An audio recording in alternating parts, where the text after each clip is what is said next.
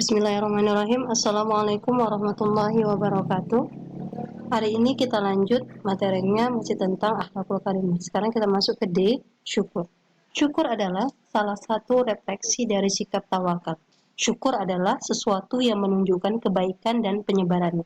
Sedangkan secara istilah, syukur ialah memberikan pujian kepada Allah dengan cara taat kepadanya, tunduk dan berserah diri hanya kepada Allah Subhanahu wa taala, serta beramal ma'ruf nahi mungkar.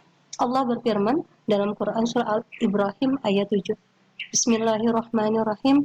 Wa id ta'adzana rabbukum la in syakartum la azidannakum wa la in kafartum inna 'adzabi lasyadid.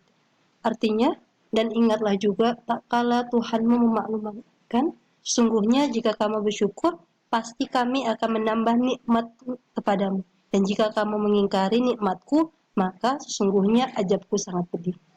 Syukur terbagi menjadi 3 bagian. 1. Syukur dengan lisan dengan mengucapkan Alhamdulillah. 2. Bersyukur dengan hati, yaitu menggunakan segala nikmat di jalan Allah Subhanahu wa taala.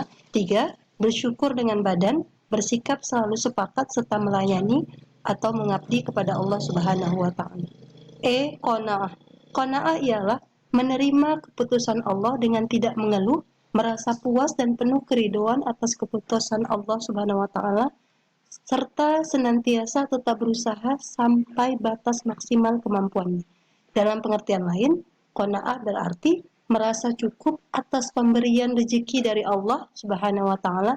Dengan sikap inilah maka jiwa akan menjadi tentram dan terjauh dari sifat serakah dan tamak. Nah, qanaah ini merasa cukup atas pemberian Allah. Jadi kalau ibu ukur orang yang syukur, qanaah ini di atas syukur.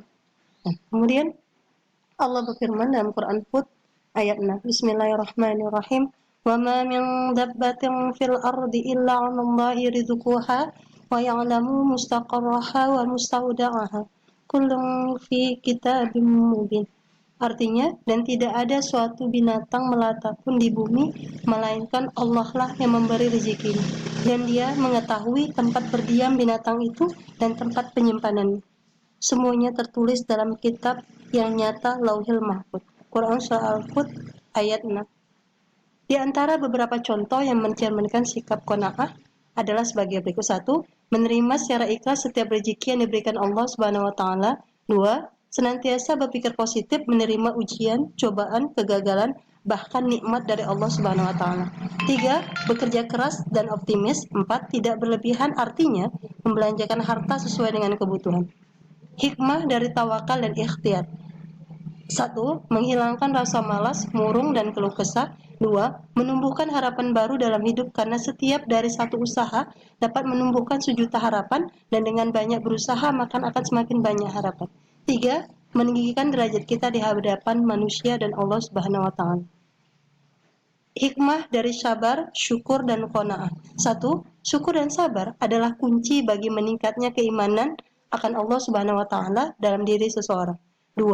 Syukur dan sabar juga merupakan sarana meningkatkan kualitas diri agar lebih berharga dalam pandangan Allah Subhanahu wa taala. Seseorang yang pandai bersyukur akan senantiasa bertahtakan kesabaran meski berada dalam ujian penderitaan.